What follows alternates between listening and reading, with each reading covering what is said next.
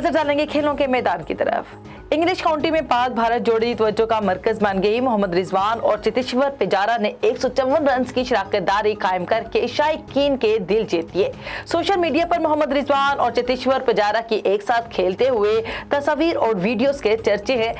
Sixes की जानिब से खेलते हुए भारतीय बल्लेबाज पुजारा ने डबल सेंचुरी स्कोर की, जबकि पाकिस्तान टेस्ट टीम के नायब कप्तान मोहम्मद रिजवान 79 रन की इनिंग्स खेलकर पवेलियन वापस लौट गए। पाकिस्तान क्रिकेट बोर्ड पीसीबी ने पाकिस्तान जूनियर लीग के एक्सप्रेशन ऑफ इंटरेस्ट में स्पॉन्सर्स और पार्टनर्स की जानिब से भरपूर दिलचस्पी जाहिर करने पर पहली जूनियर लीग की तफसीलात का ऐलान कर दिया।